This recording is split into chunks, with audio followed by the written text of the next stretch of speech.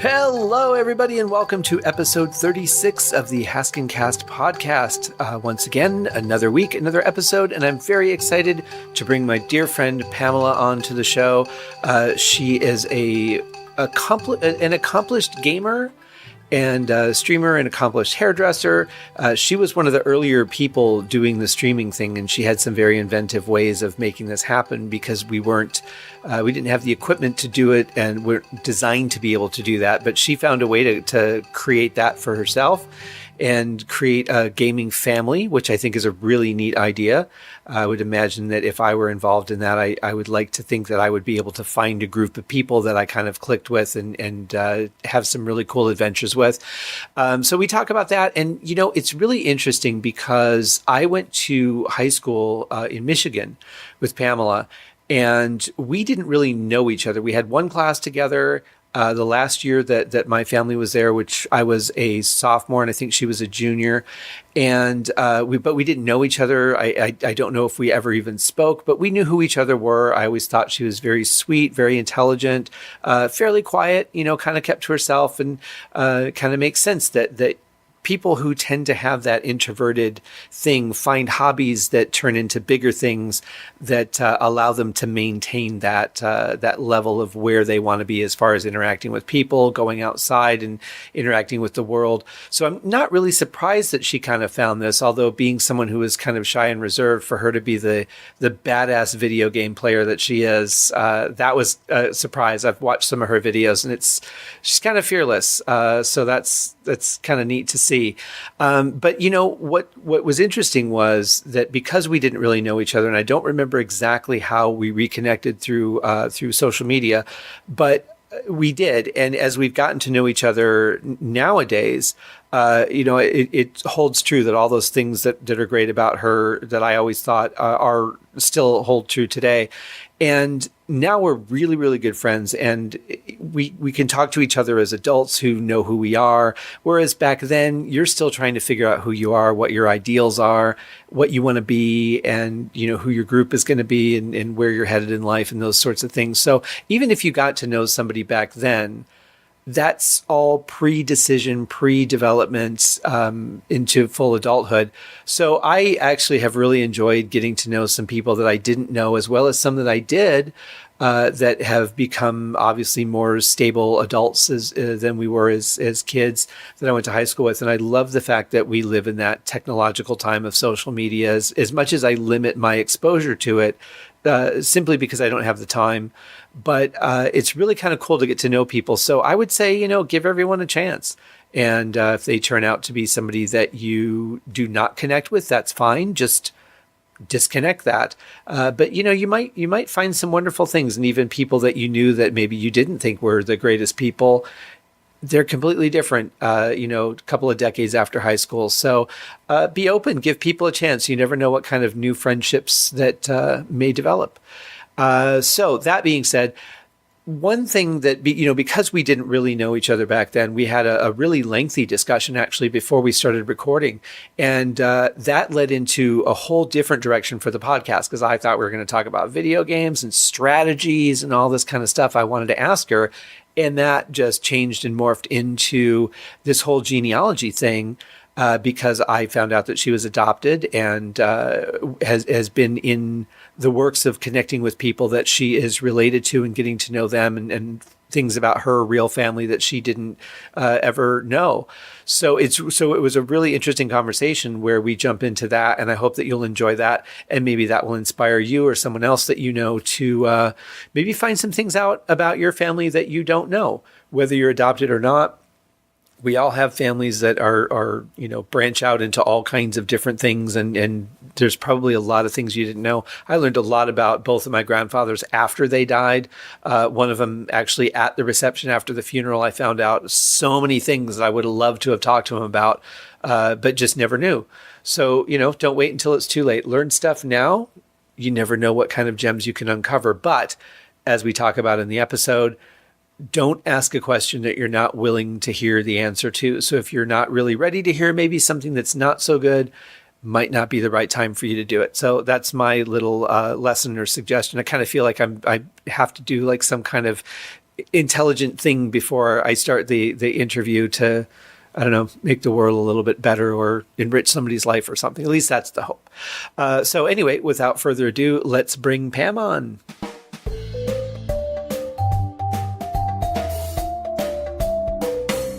All right, ladies and gentlemen, let's welcome my friend Pamela Lynn to the show. Pamela, how are you doing today? I'm great, thank you. Excellent. Well, thank you for taking some time out of your life, saving the digital world and making people beautiful to come and chat with me for a while.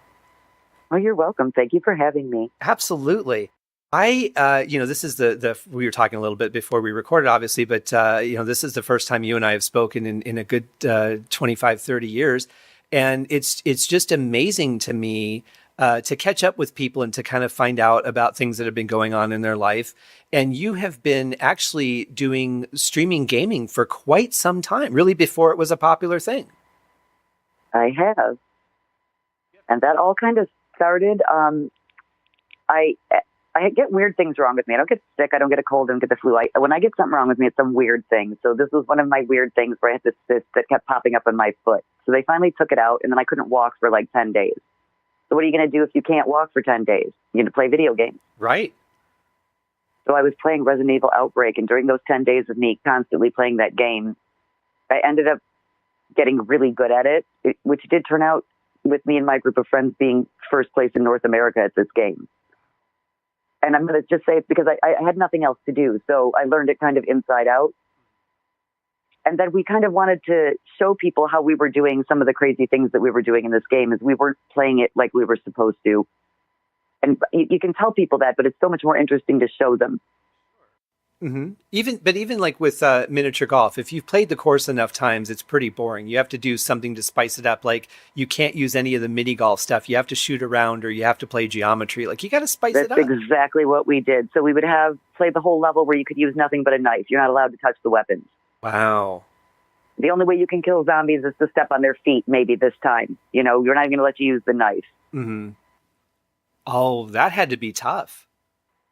Once we learned the game, it really kind of wasn't. I mean, you knew what was going to happen when and where everything was.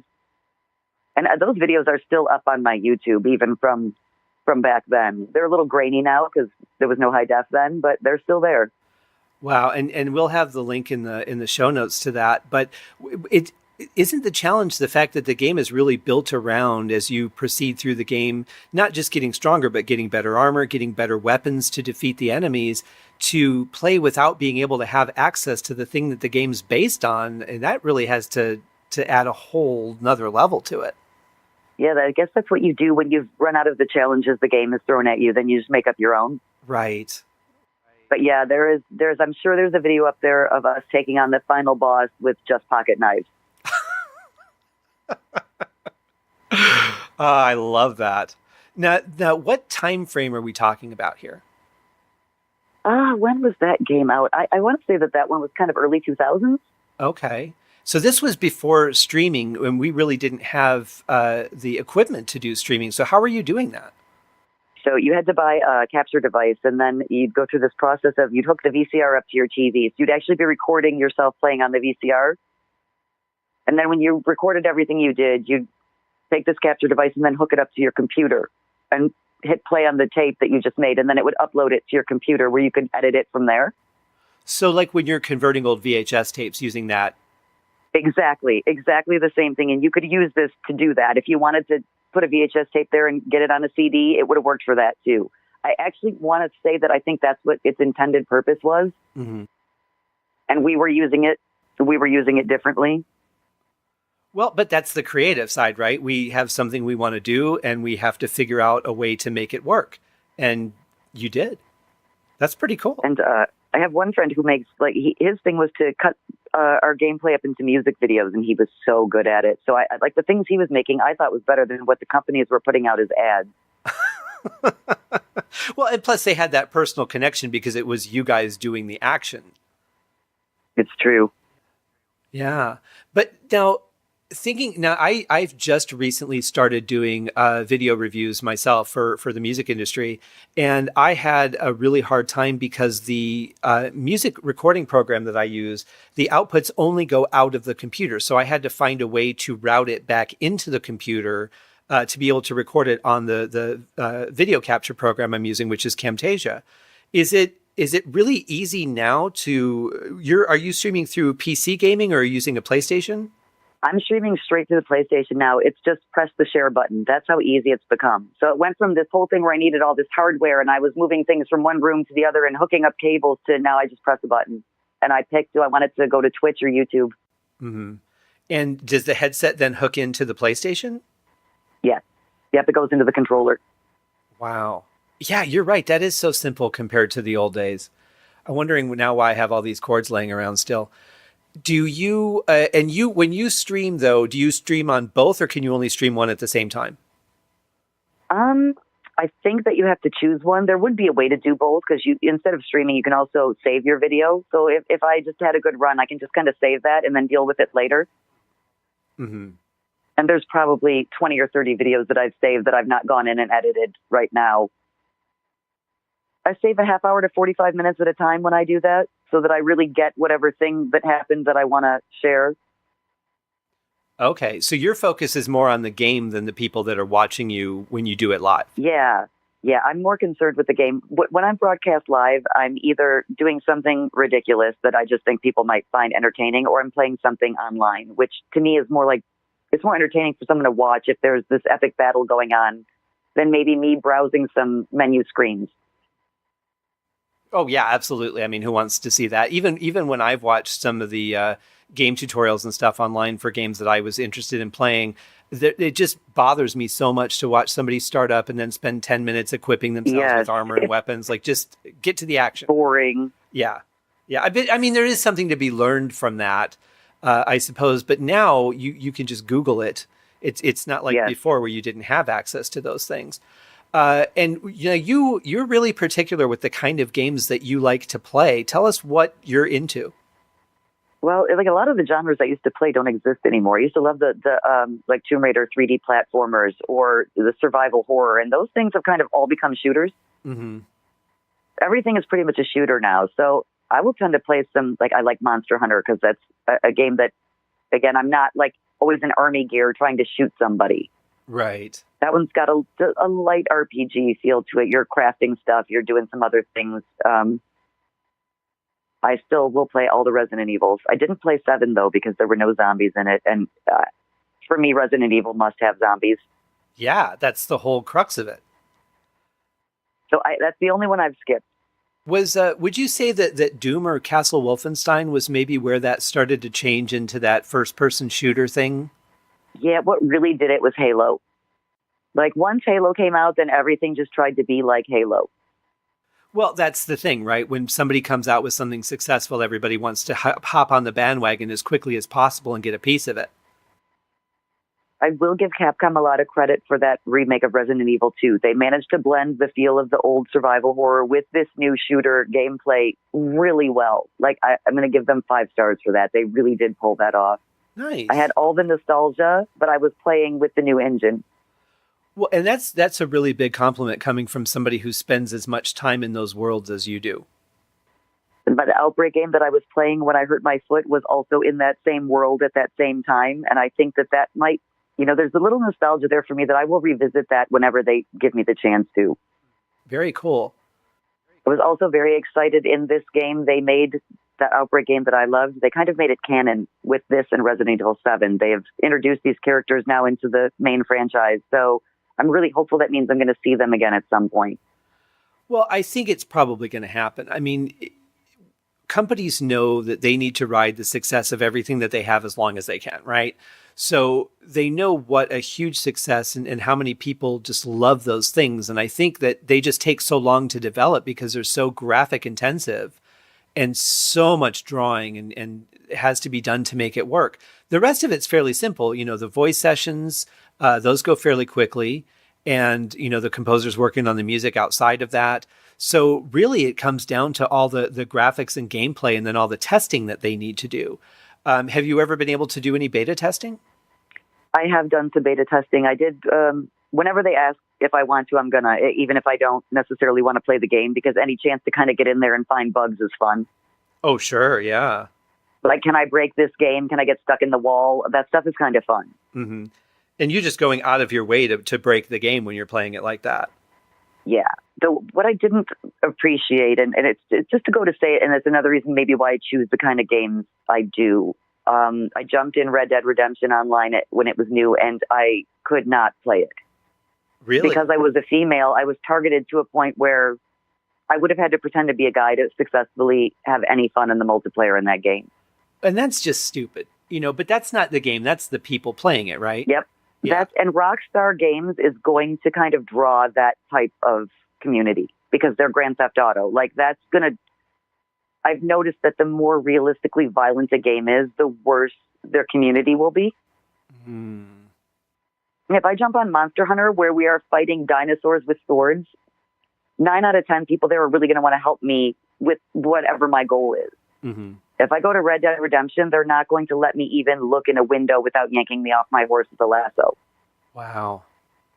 That's just, and I just don't get that mentality. But that's the world today. And especially when you have the ability to do something as a completely non-directly interacting, like I'm never going to see you, right? So I can do whatever I want to you in this video game, or I can be as mean as I want because I don't have to confront you in person. And the one thing I will say with the headset talk has helped me some, where maybe you wouldn't really necessarily want to have a girl's voice on the headset, but mine is not girly. So if they can hear me, I actually have less of a hard time than if they can't, because I think they're picturing a young girl. You can pick on this young girl. Well, you can't picture that when you hear my voice.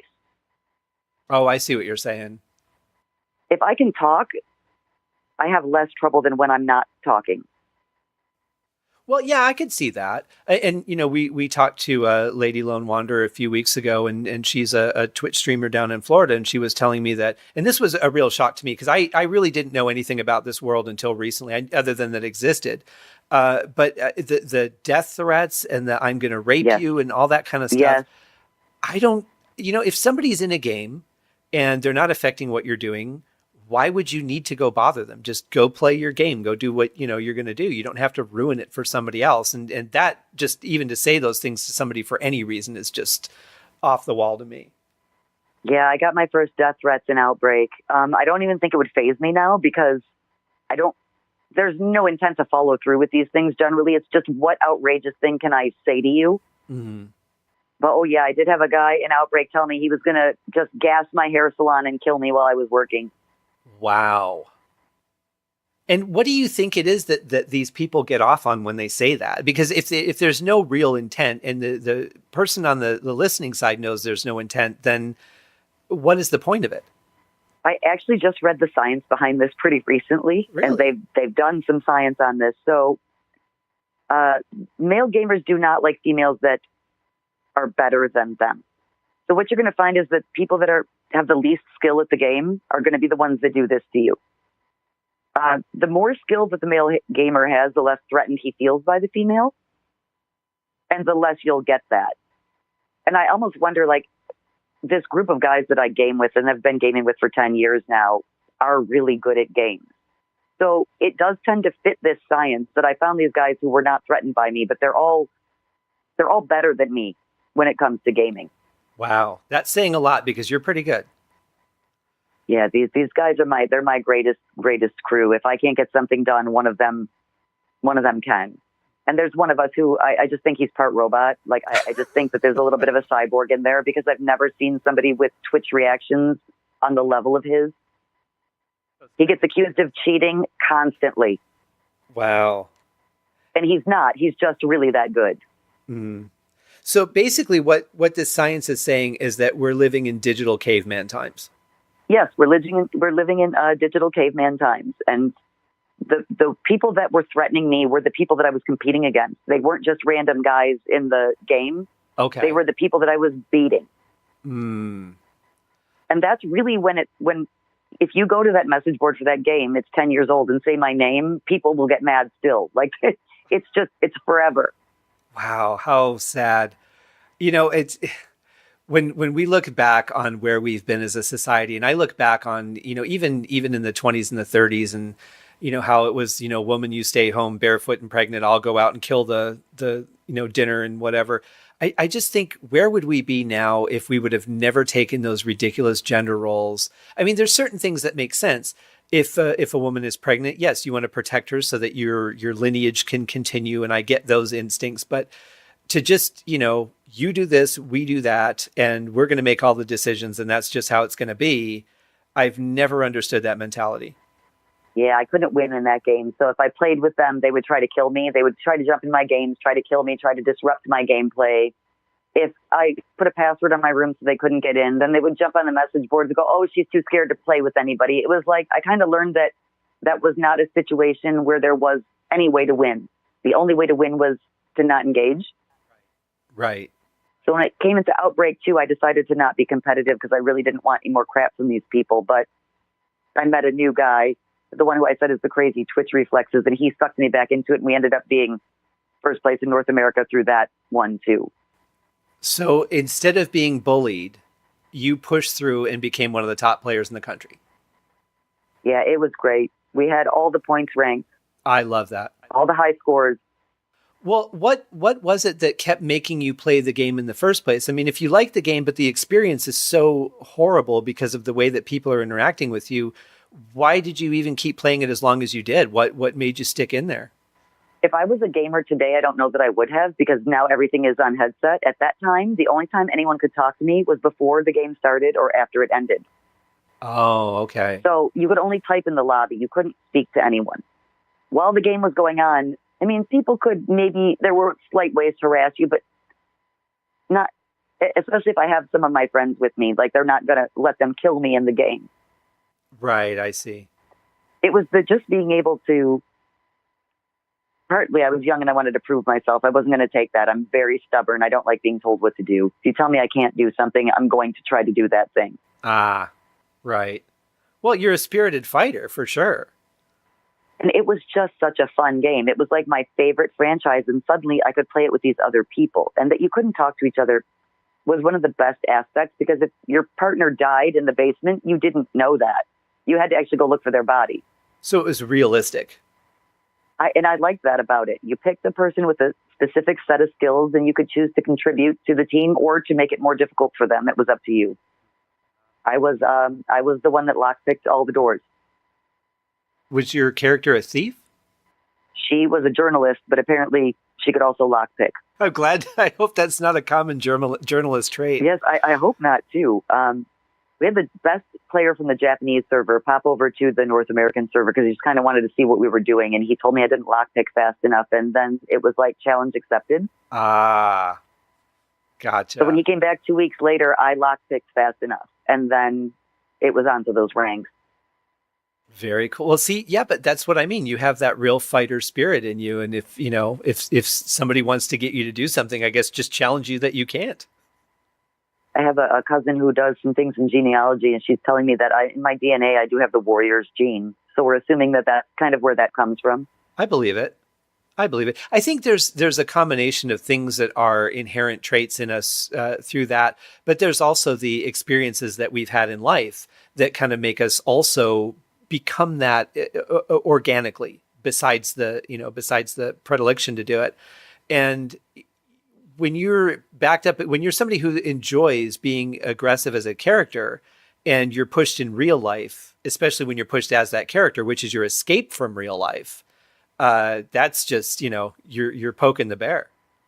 Yes. And that character actually was she was very aggressive. She was the only female character that had a power boost in her attack.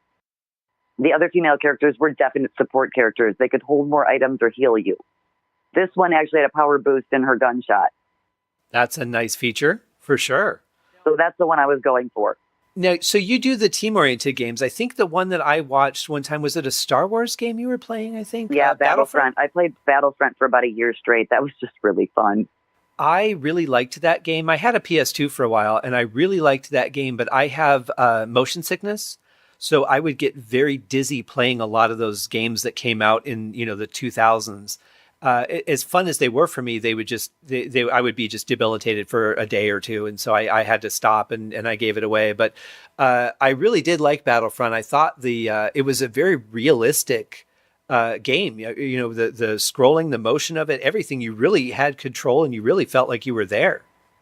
Yeah, I loved that game, and I didn't even play it because I don't generally play shooters. Like, it's, again, I know that I'm going into this guy's arena here and that I'm asking for it with my girl name, but it had a VR mission that they added to it, and I had a VR headset. So when I played that VR mission, I was like, oh, now I have to play this game because I'm just feeling very into Star Wars right now.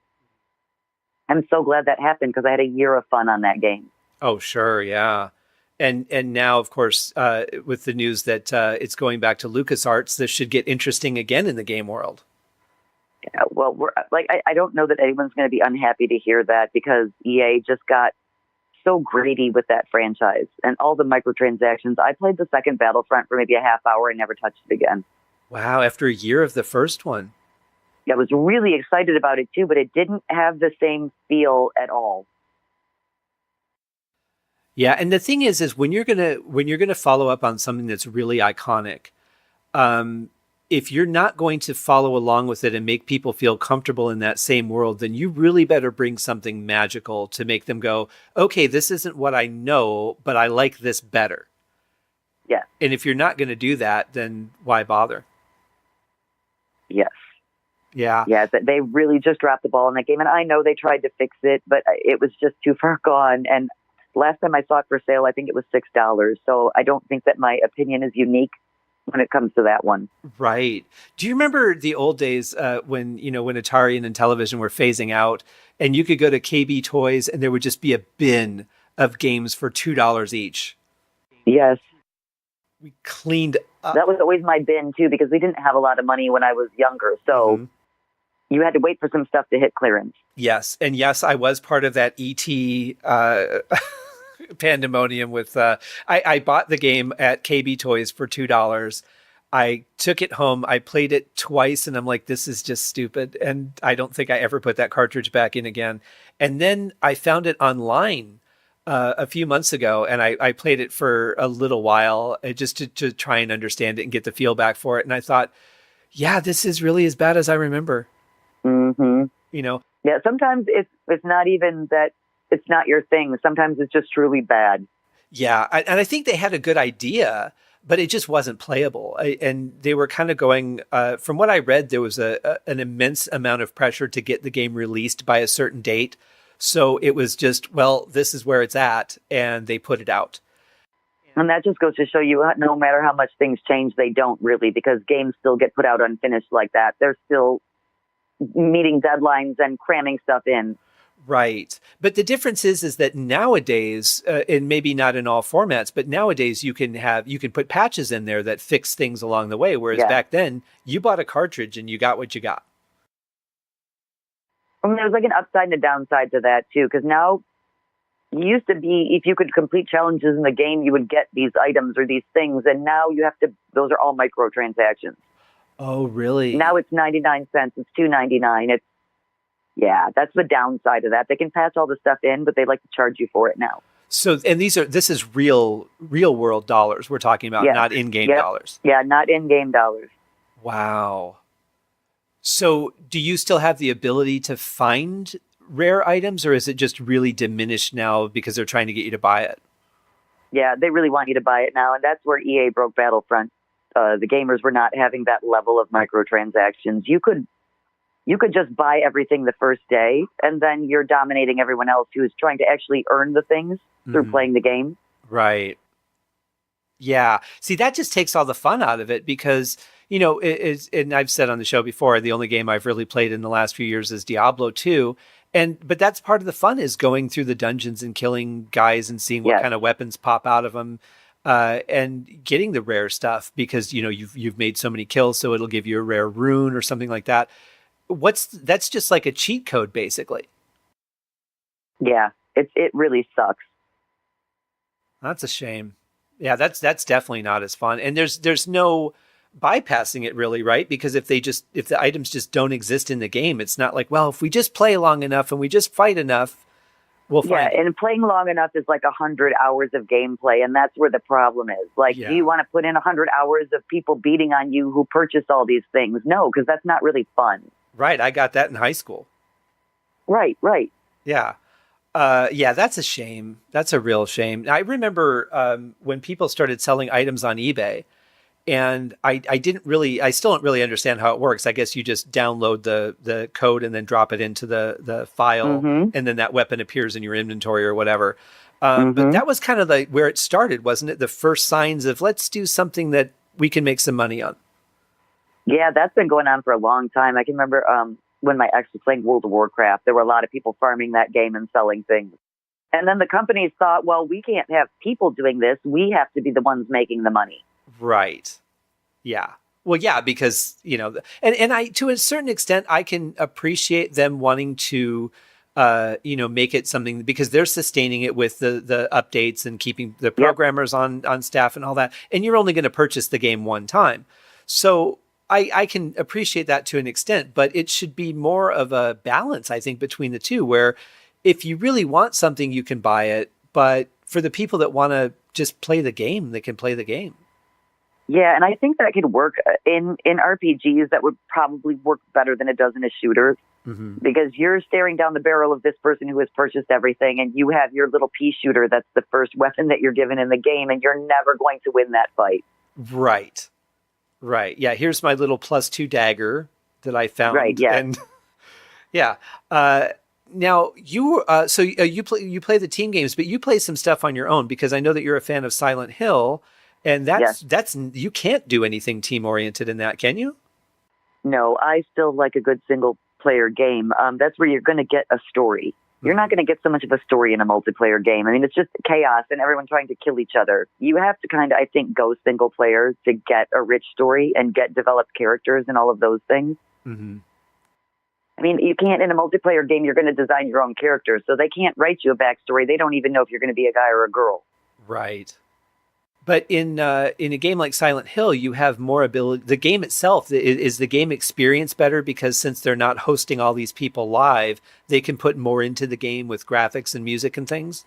Yeah, you're probably going to get a little smoother ride. You're not worried about lag. You're not worried about a couple of things that can be kind of game-breaking experiences. I had some really bad nights on Battlefront when my internet connection wasn't good. Like, why is nobody falling down? I shot him in the face 15 times. Well, not on his screen, I didn't. Right, yeah. Yeah, and if it's not in sync, that doesn't help at all. Monster Hunter is a really unique way of working around that, and that is they will sync up only the large monsters. So it can be a little bit weird when you're watching somebody fight nothing, because on your screen, you don't see the thing that they're fighting, but it keeps that weird lag stuff from happening. Yeah. Yeah, they just look like they're going spastic for some reason. Yeah, I know he's fighting something on his screen. It just looks like he's fighting air on mine, but it's kind of, I almost prefer that over, why am I shooting this person in the face and nothing is happening? Well, yeah, because if you're not interacting with it, it's easier, because you're not trying to coordinate anything, and just let him do his thing, and then when you're done, you guys will go on and you'll fight the big one together. But when you're trying to do something that's, affecting both people, yeah, that's got to be frustrating. I would not like that. Yeah, and especially for someone like me, because I'm not really good at these shooters to begin with. So now you've just given me like a kind of greater handicap. Right, yeah. In that game, I would tend to go for the MVP role, because the MVP role was what you would get when you did the most things to help the team. So I would always try to slide into that role. Like, I'm going to try to go for the objective, because I'm not so great at shooting people in the face. Well, I think there's something to be said for that. Now, so how often do you stream then live these days? It kind of depends on what I'm playing. If I'm playing something like Battlefront, I'll stream it every night. Oh, wow. Okay. You don't have like a set schedule. You just kind of do it when you want. No, whenever I feel like it. The last week, I've actually been watching my friend play Devil May Cry. I didn't buy that one this time, and I'm not really sure why I didn't. I might still do it, but I kind of felt like watching him play it, because it's like watching a maestro, conduct an orchestra, and there's something to be said for that. Yeah. So the last week, I've been watching his stream. Yeah, that can be fun, and it's interesting. I don't know much about that game at all. The only connection I have to it is that some friends of mine wrote the song. I think it was called Devil Trigger for that, and they it just like blew up on iTunes. I think they were #1 in several countries. I was going to say, like, in my group chat, everyone was talking about buying that soundtrack. So I feel like that must be a really good one. It could be. They did a really amazing video for it that they shot in LA because they live out in California, and it just exploded. And I'd never heard of the game. I didn't know anything about it, but I thought they did a great job with the song, and the video was really impressive. And you love when your friends are successful, and that, I mean, getting number one on iTunes, that's just as good as it's going to get. Yeah, that's a difficult game. So that one's probably not so mainstream. There's a certain skill level generally required to play that game. Oh, okay. So that's not for beginners. No, you're not just going to pick it up and run with it generally. Mm-hmm. I didn't play this one, so I can't really speak to its difficulty level, but in the previous incarnations of it, that one's a little more tough. It's not so forgiving. What about a game like Kingdom Hearts? Is that one that you play? I haven't played that, and I can't really tell you why, because it seems like it is a game that I should have played, and one of my guys I game with, he loves it. Well, I think that the attraction obviously is that it's connected to all these things that you're familiar with. You know, that whether it's things in movies that we've seen or what, it's kind of like you're now a part of all these worlds that you've always enjoyed as a viewer. What I will oddly get into are the Lego games. I can get so madly addicted to those. They are just mindless fun. If you really want to relax and de-stress, those are a great game to pop in. You're not going to want to throw your controller at any point during that experience. It's just kind of fun. Right. Well, it's all cute, right? There's not. I mean, there's action, but it's not violent. No violence. The little pieces break apart and come back together. That's about as much as you're going to get in there. Okay. Is there any particular ones you like? Because I know that they have a lot that are movie themed. I play all of them. I think I've played every one they've put out. Wow. I know they're for kids, but it's just a solid good time. I just know that game's never going to stress me. That's the thing, right? That's the real escape. If you want to escape because you're feeling like, I just need to blow stuff up, and you've had, a tough day or whatever, and it's great to have games for that. But it's great to just have, I just want to have a nice, relaxing night and just have some fun. Yeah. Yeah, now you're playing a survival horror game. You're obviously going to spend some time tense. Yeah. Maybe that's not always what you feel like doing after work. Right. Because you want to come home and relax. You don't want to come home and have more tension. So yeah, lately I've been playing through Resident Evil here and there and trying to finish up the last trophy on Monster Hunter, which I think I've been working on that for almost a year now. Wow. It'll happen one night. I don't know when that night's going to be, but I'm looking for one random thing to happen, and I just can't get it to happen. But you'll keep at it and you'll hit it. I have all the confidence. I'll get it. That one requires you to get all of the smallest and the largest monsters in each maybe category, and I'm down to just needing one large one. And this one large one has been harder to get than all of the other ones combined. Really? Well, it's because it's the last one, right? Which, it's Monster Hunter. I'm expecting that. The first Monster Hunter, it took me this long to make a set of armor. It took 6 months to make a set of armor in that game. So wow. This is the thing this time. It's going to be that, and I'm going to do it because I took it down to 1. I have to finish it now. Well, now it's a mission, right? Now you're just like, I'm not going to let this defeat me. It has to happen now. You'll get it. You'll get it.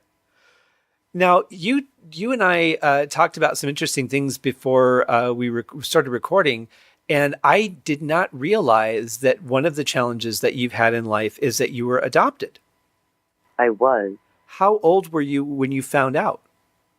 I always knew. So I have this absolutely beautiful, wonderful woman as a mother, and I couldn't have chosen better for myself. The level of luck I have in this situation is huge. And she just kind of always knew that it would be better to not drop a bomb one day. Mm-hmm. So the way she told me, and it must have been extremely positive because I do have memories of being maybe around the 5-year-old range and feeling sorry for children who were not adopted, because I thought, well, my mom looked at me and said, I want you specifically, and everyone else just ended up wherever they ended up. That's a good point. So in my head, I felt sorry for people that didn't get chosen. That must have been, I mean, to be told at such an early age and to have such a great attitude about it. Did it ever bother you at any point during your life? No. I think I always knew that I had a teenage mother, and I kind of always knew that probably wouldn't have been a good environment for me. Mm. Did she know your birth mother? No. We're still actually right now trying to find this woman, and I'm really not expecting that we're going to. And if we do, it's probably not going to be good news. Mm-hmm. This story ended up to be so much more twisted than I just always assumed I was the product of two teenagers in a back seat that didn't have protection. Oh, okay. That was not the case. That was not at all the case. That's not what was going on. I had a biological father who just really had an affinity for young girls, and he ran through as many of them as he could. Oh, I see. I have a half-sister that is less than 2 months younger than me. Wow. I always also assumed that I was the oldest of the siblings. I'm the second from youngest. The one that's 2 months younger than me is the only one that's younger than me. My father was not a teenager. He was a 30-year-old married man. Huh.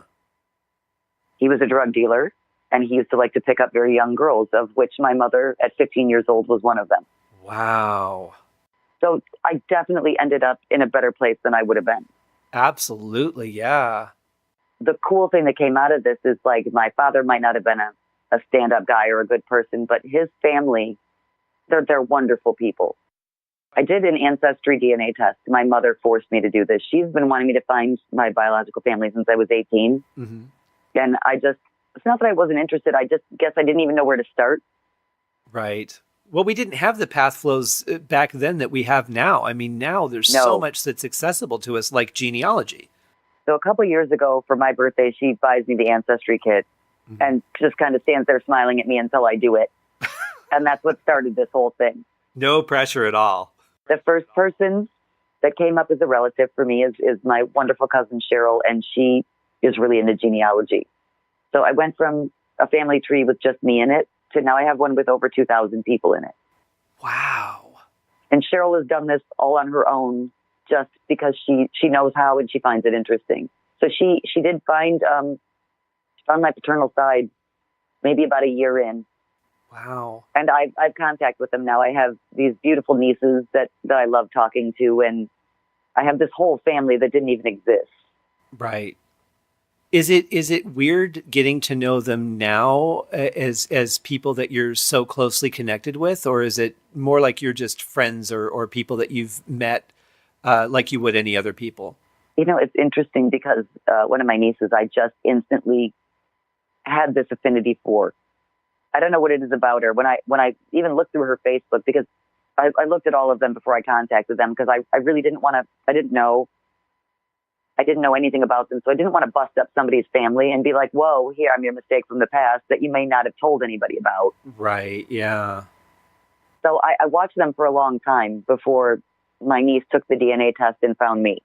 It's just been that journey. I feel like I could write a book about, because it was just one interesting revelation after the other. And then one day I wake up and I have a message from a girl going, "I was adopted, as a baby, and I think I'm your sister. Can you help me find out where I belong?" And me going, "What?" Where do you even start? And then trying to navigate how to tell her all these things I had found out without breaking her heart, because I had months and months and months to kind of process all this information. I was going to give it to her all at once. Yeah. And that really brings the interesting question, because it's kind of like you shouldn't ask a question that you're not prepared to hear the answer to, right? So when it comes to this, it's not just a matter of what you're going to find out, but then it's whether you actually choose to reach out or somebody chooses to reach out to you and you choose to respond, because you really don't know what you're getting into. No, not at all. And, these things can go really well and they can go really poorly. Right. I've been in a lot of support groups just to kind of see what the range of things that happened were. That way I could be prepared for them. Mm-hmm. I've had a really great experience. Like, everybody's been really happy to meet me. Well, yeah. And I'm sure once they get to know you, then obviously they're going to be even happier. But were you the first one to reach out to someone, or did somebody see you and reach out to you first? I did reach out to my half-brother first through my cousin. Okay.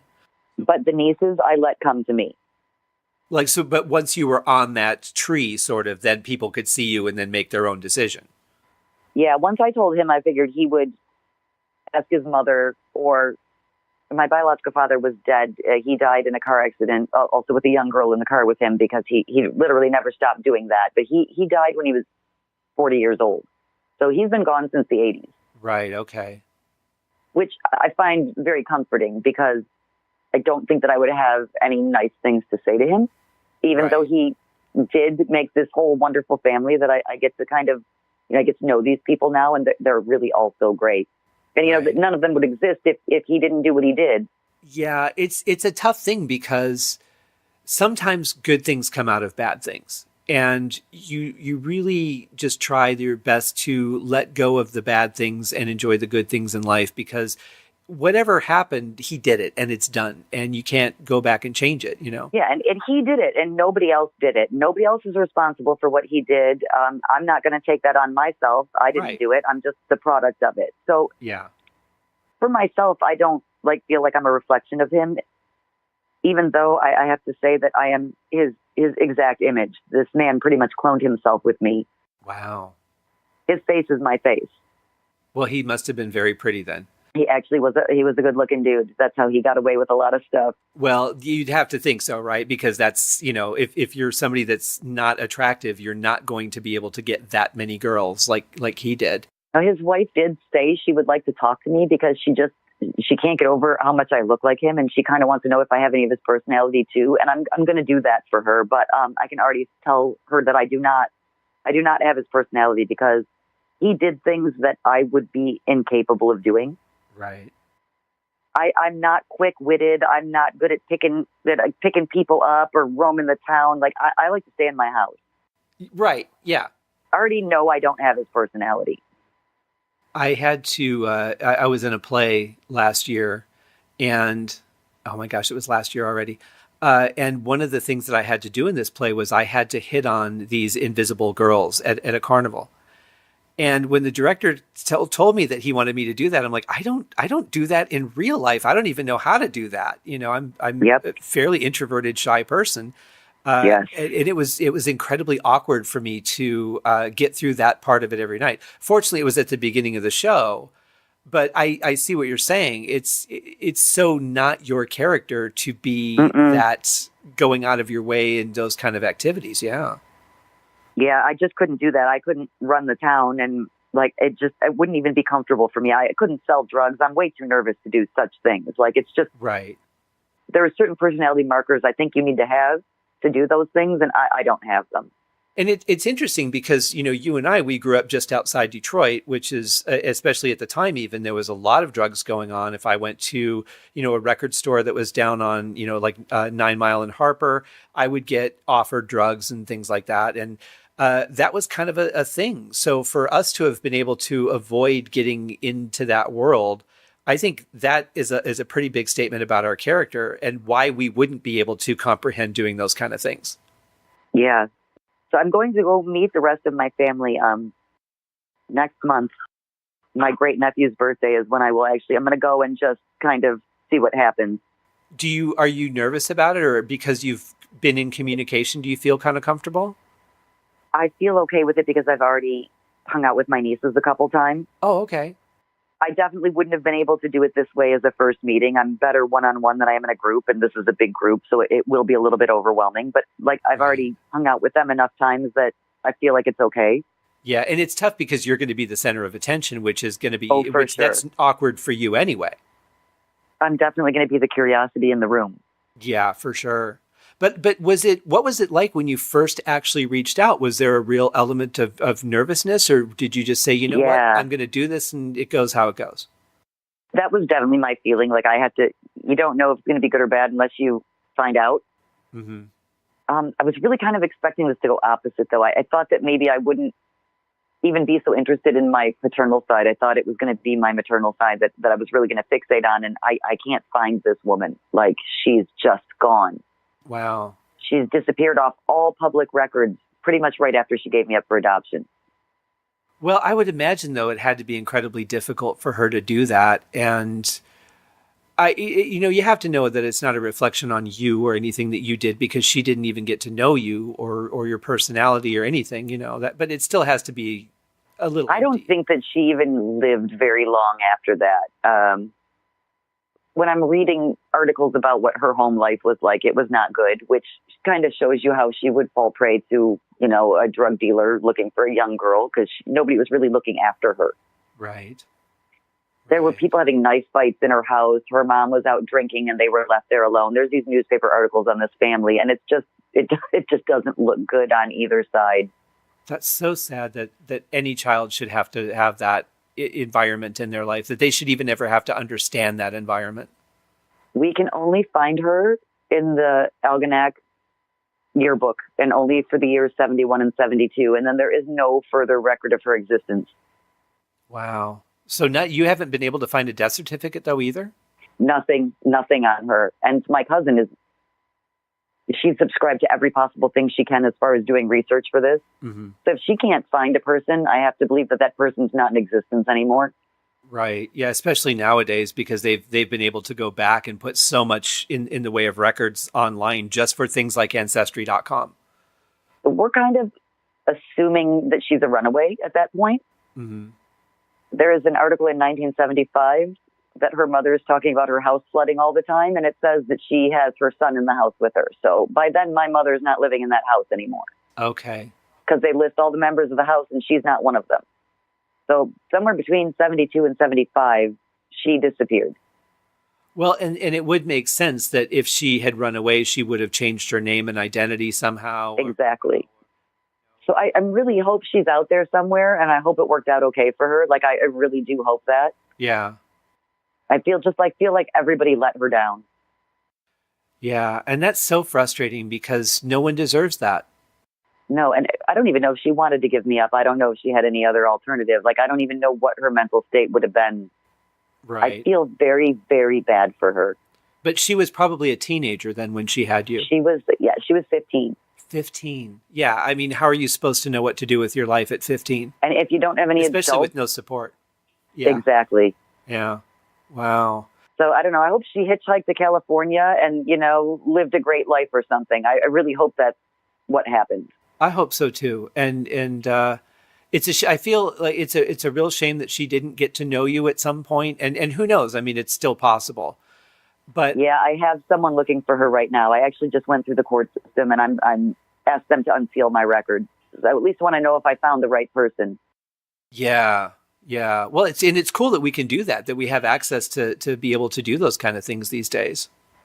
So yeah, I've got a confidential informant out right now, and she gets up to 6 months to find this woman. And if she can't find her, then she's just going to give me my papers, and I'll at least know that we found the right name. Wow. Well, I wish you the absolute best of luck with that, and with the meeting too, because I think that's going to be a pretty interesting thing. I have to give you props for reaching out. I don't know that I would, and I know that you were kind of pushed to do it, but I don't know that I would want to know. I mean, if people haven't been in my life, like I look at family as the people, not that I'm related to, but the people that I have in my group, the people that I love, yes, that love me, that I support and support me. Some are blood related and some aren't, but that to me is what family is. So I've never really been big on the genealogy thing, but I have respect for people that are willing to look it up, because you're really taking a chance on it being as painful as it is glorious. I really only thought I was going to find out maybe what my nationalities were. The chances of the first person that finding me being this cousin of mine that's a genealogist are just astounding. Yeah. If not for her, I wouldn't have gone any further with it, because I didn't even know how to go anywhere with it. Right. Although it would have been a lot worse when I got that message from my sister, which still would have happened in either course of events. I wouldn't have known what to do with that without my cousin. Yeah. Well, I mean, but how would she have found you? Right. She still would have found me through that test, still would have told her we were half sisters, but I wouldn't have known where to refer her after that. We would have both just been like, oh my God. Right. Yeah. Now what do we do? Stuck in that. Right. Yeah. Well, and I have to give her props too, because not only did she go through the trouble and she found you, but it has to take a lot of inner strength to actually reach out. I mean, it's one thing to think about it, and it's one thing to go, oh, it would be nice, or I wonder what, or that, but to actually take that action really has to have some resolve in you to be able to do that. And I'll give my sister a lot more credit there than I would give myself, because I'm always doing this through my cousin. She sends every message for me. That way, because people sometimes get worried like you're trying to get their money or something. It's really strange, the things that people will be concerned with. And even though you legally can't do that, when you're adopted, your familial ties to the people you're related to are legally cut. Right. So if my father was a billionaire, I would be entitled to $0 of it, because I'm not legally. how would you even know that they have money? Right. But you're right. People that have something nice tend to safeguard it. And they're usually paranoid about somebody trying to take it from them. Every person that we have contacted on my mother's side of the family has clammed right up and stopped answering us. Really? There's been probably 5 different people on that side, and nobody is, they'll answer once and then they'll never answer again. So I feel like there's some scandal there that they don't want to talk about, but I honestly just want to know where I came from and wish they would just tell me the truth. Yeah, I can't imagine there's a reason not to, because whatever happened is in the past, and yes. It's not going to change. So why do you not have a right to know? It's not like you said, you know what, I don't like you people. I'm leaving. I want to go live with another family. You weren't given a choice. I just want to know what happened to the woman who gave birth to me, especially now that I really kind of know what happened to her to cause that. Right. I mean, she got preyed on by this older man, and then what? Like, it's so unsatisfying to not know what happened after that. Right. And you want to hear the happy ending. You want to know that she got out. At least know that. I'm really hoping for her, but if she's gone, I'd like to know that too. Do I have any other siblings? Did she have any other children? I mean, these are things, for me, I was interested in siblings. I always wanted a sister, and I just had a brother. So that was my driving thing. I wasn't really looking for parents. I was looking for siblings. Right. I do have to wonder, though, as with the technology and everything that we have, how these kind of things are going to change for people that are born now. Is there always going to be for most people that aren't just like dropped off at a church or an orphanage, is there always going to be some sort of path where this isn't a necessary thing other than reaching out, where you're actually going to know because the information is just available? Adoption law changed, and I would have to research to see if this was statewide or nationwide. But I know in my case, in 1980, they changed adoption law. So if you're born prior to 1980, you have to do what I'm doing and ask permission to have your records, which is this whole confidential informant thing. They have to go say, can Pam look at her records? If they can't find anyone to ask that, they're going to give them to me. But if they do find them, they can tell me no. And then they'll come back and tell me, no, you may not see your records. Wow. If you're born after 1980, they will unseal your records after you're 18, no questions asked. You do not need this permission anymore. So screw you for being born before 1980. Way to go. I think they realized at that point that people were entitled to know not only where they came from, but their medical history. So they adjusted the law to be more fair. Well, I get that. But why not back that to if you were born and not restrict it to a certain year? Because whether you were born in 79 or 80, you would still have the same right to know your especially your medical history.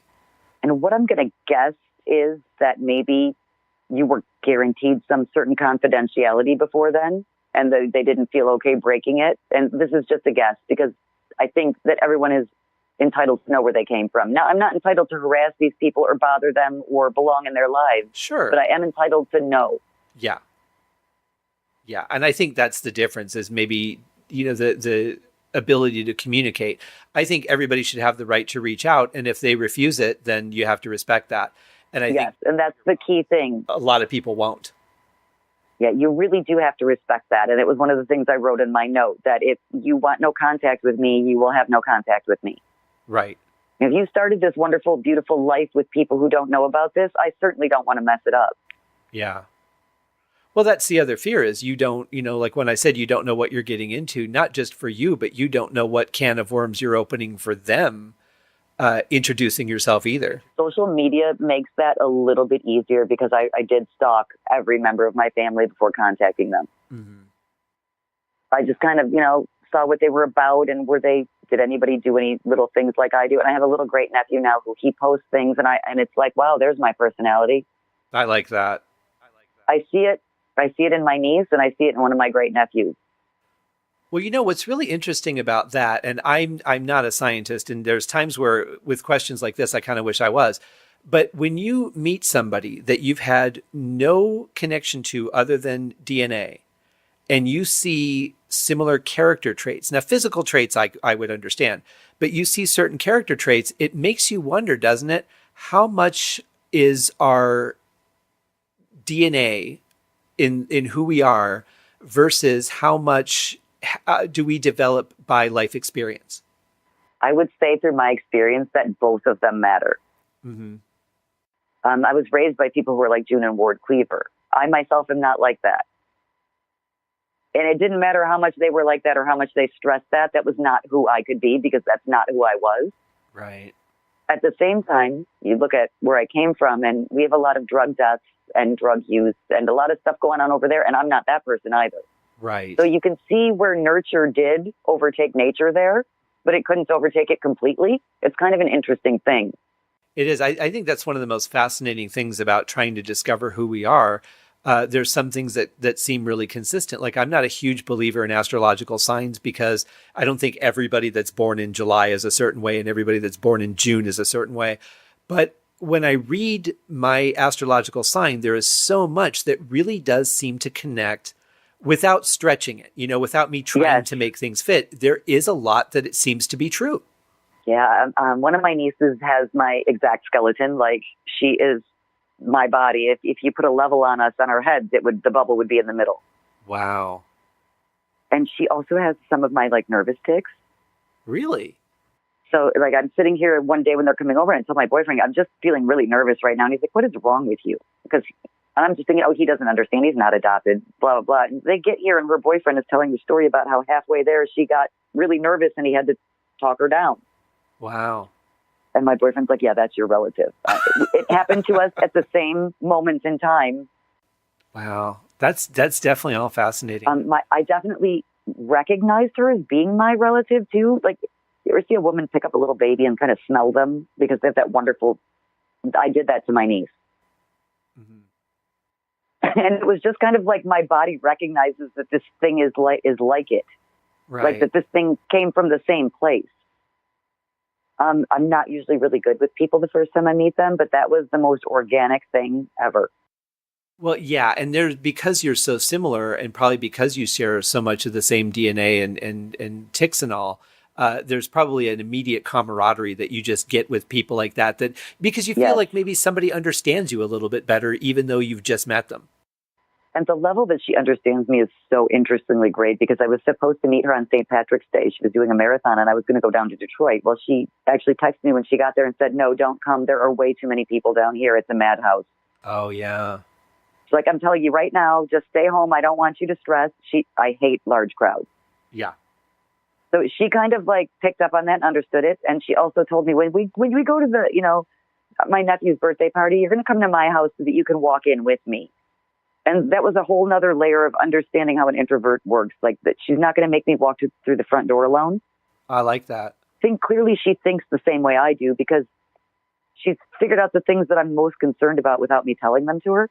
Well, it's tough for introverts to find somebody to connect with because the whole thing is we really don't want to interact that much or only interact with people that we've deemed okay or safe to interact with. Exactly that. It's hard to find somebody that understands that because the whole point of it is not being found. Yes. Yeah. She is a safe person. And I had to, I didn't tell them some things and I'm sure I will, but the day I found out that their mother was dead was before I even knew they existed. And it was one of the most devastating pieces of knowledge that happened with this whole thing because I had this sister that I was never going to get to meet. And I always wanted a sister.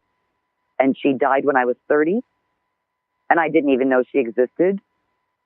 To get these two girls out of this was like priceless.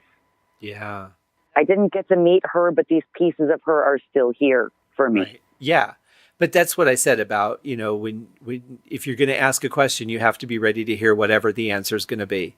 And that's the downside to all of this is finding out that there's people that you might have loved to have known and you won't get the chance to because you just found out they existed and now they're already gone.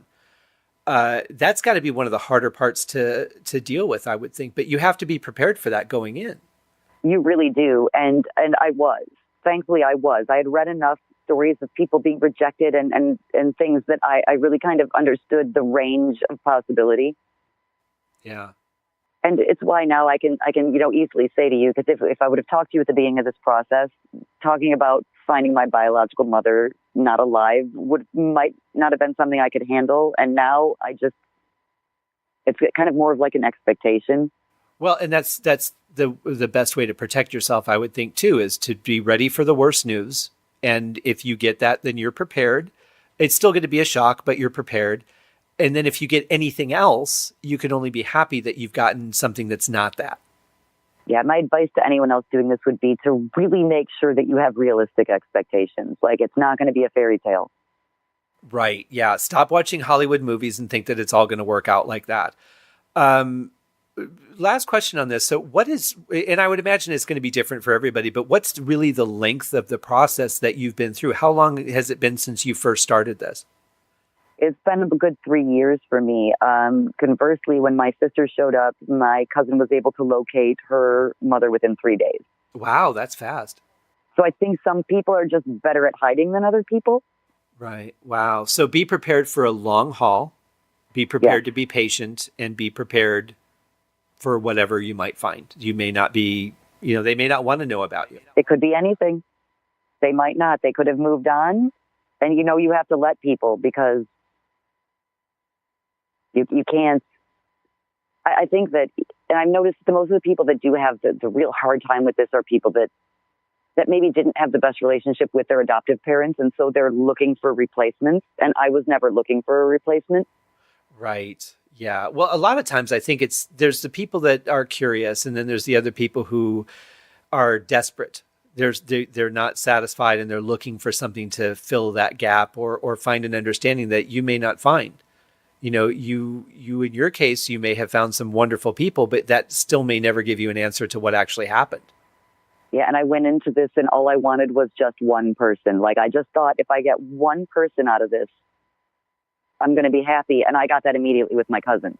Right. I hit it off with her immediately too. So, like, after that, I even told her, there's not even any rush. I'm quite content just knowing you. Yeah. And then I ended up with these nieces, and they're just so amazing. I really can't wait to see them again. Oh, that's awesome. Well, I'm really glad that some very positive things have come from this. And of course, I wish you the best on the rest of your search. And I do hope that you get some answers, and so that you can just put your mind at ease one way or another on it. Before we go, and I appreciate you talking about this too. It's not something I've talked about on the show or even had intended to until you and I were talking earlier. But I really have great respect for the resolve and for the strength that you must have to be able to do this, because that I just can't see that as being an easy thing no matter what. Yeah, it's you're going to probably run the full spectrum of emotions on that one at some point. Yeah, I would think so. Well, before we go, I wanted to ask you about something else. You haven't done a lot of it as far as I know, but you have done some modeling, have you not? Yes, that was a hobby of mine. Okay. How did you get into that?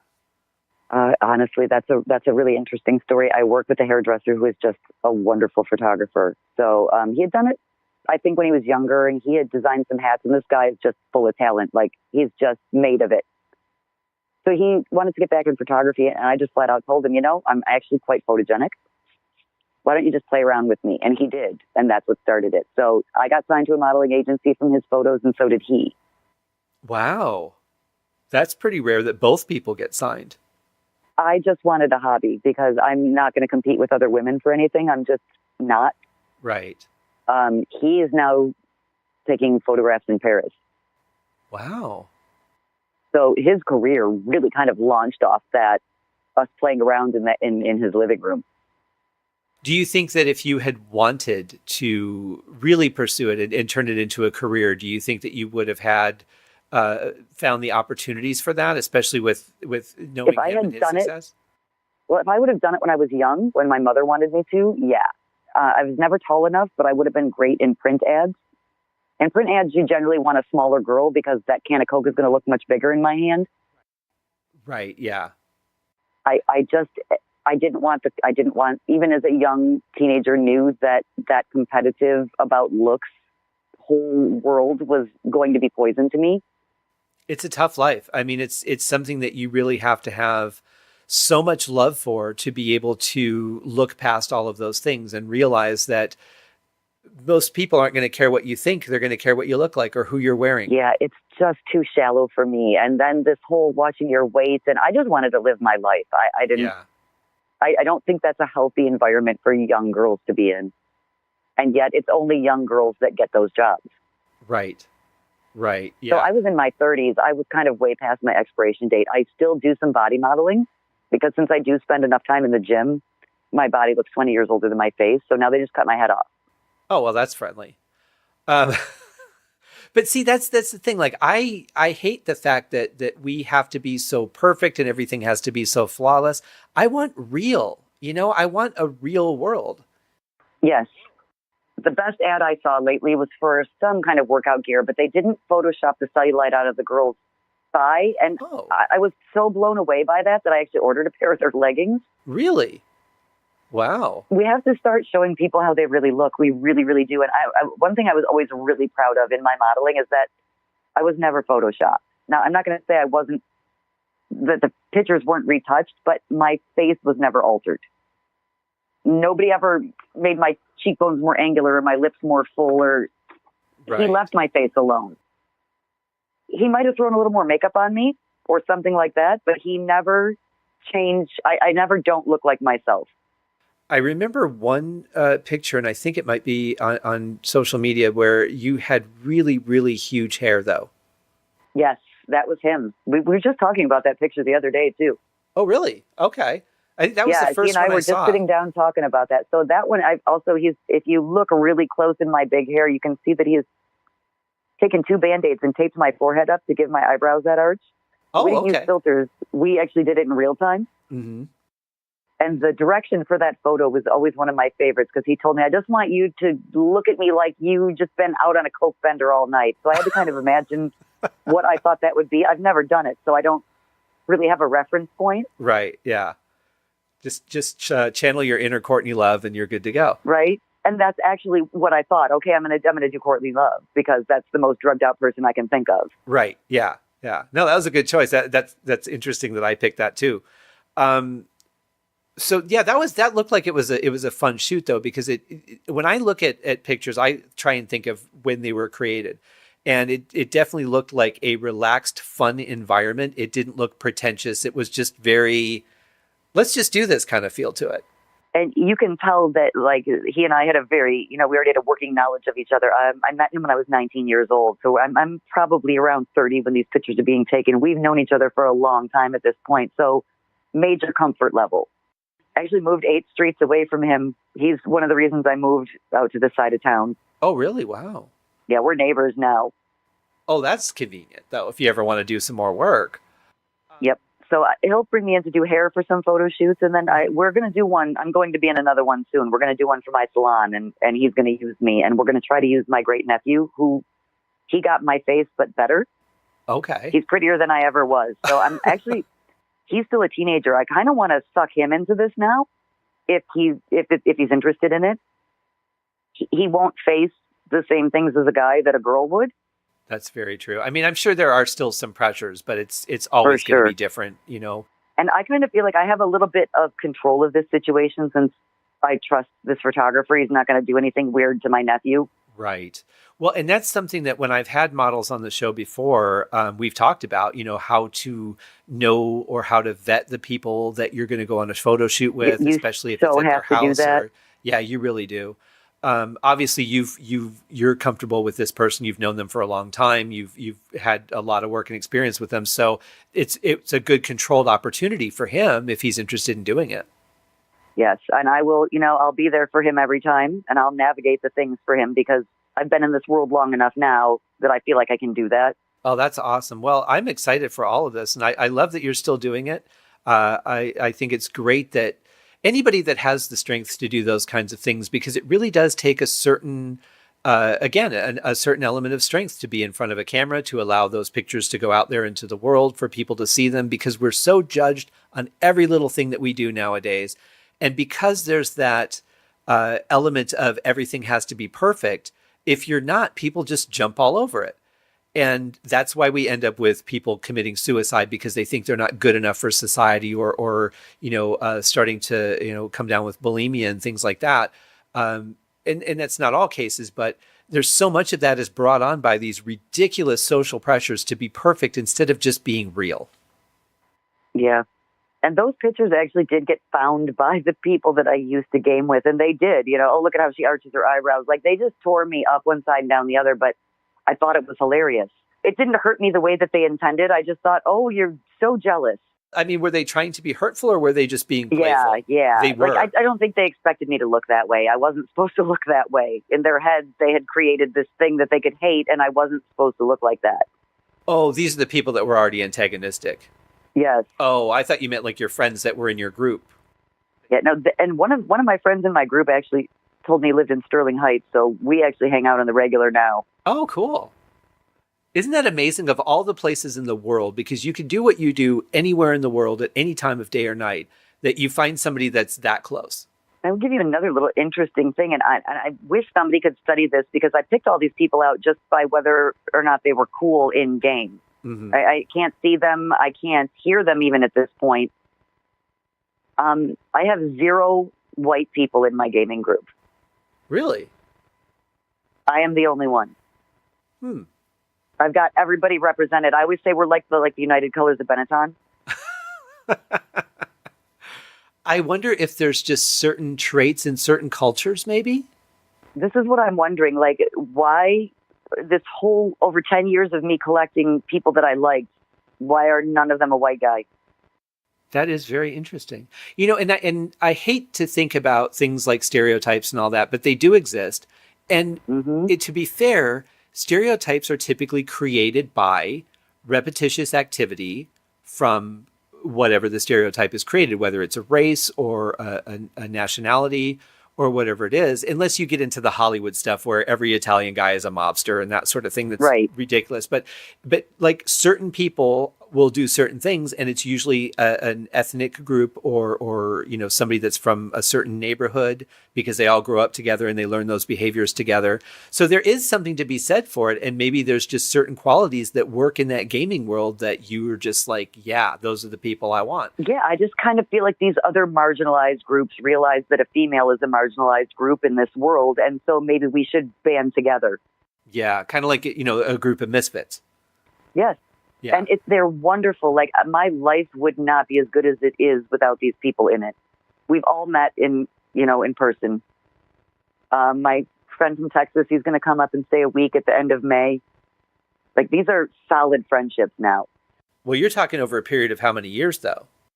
We're going over 10 years now. Yeah, that's a long time. And, you know, it may sound weird to say, but gaming together really builds a bond that I don't think is quite created in any other environment. It's like when people work together at a business that just is horrible, but you all band together and you get each other through the day. You know, I think it's something along those lines. Yeah, like we survived all these battles together. Right. You know, they went through my divorce with me. These guys have been through some stuff with me. See, that takes it to a whole nother level of camaraderie too, when you go through the toughest times in somebody's personal life. And, you know, everybody stuck by. Well, I'm glad that you found a great group of people. Your life is definitely exciting. There's no doubt about that. And then in between all of this, you cut hair. Sometimes I cut hair. Well, Pamela, thank you so much for coming on the show. I'm really excited that you're going to get through this quest and you're going to finish this game. You're going to do what you need to do and get your badge. And it's going to be an exciting time. Please let us know when you hit that. Send us a screenshot. Will do. Excellent.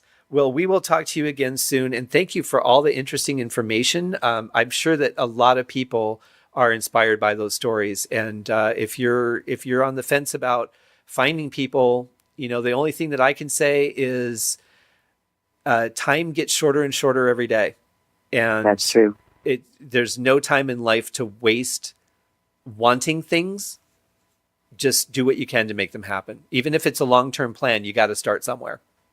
Yep. It's never going to happen without the first step. So exactly. Well, thank you, Pamela. You have yourself a wonderful evening. Thank you for having me. Definitely. Come back and see us again. Or hear us again. I hope to. Okay. We'll talk to you soon. Have a great night. Thank you. You too. Bye-bye. Bye-bye. I have to say, I just really admire her resolve. That takes a lot of strength to do the stuff that she does and to, you know, withstand the bullying, just like Lady Lone Wanderer. And it's so sad the way that stuff goes, but she's definitely somebody who doesn't back down. And whether it's a video game or in real life, she's a very strong person, and I respect that to the hilt. So thank you for joining me on another week of the HaskinCast podcast. Don't forget to head over to the Facebook page, put a like on it, and you will be entered into the monthly drawing for a Mental Sauna flash drive, which has all 5 albums and the beautiful artwork by Kelly. Just amazing stuff that she does. So anyway, give a like, give a donation, whatever you like, and enjoy the show. We'll be back on next week with another episode. Thanks, guys.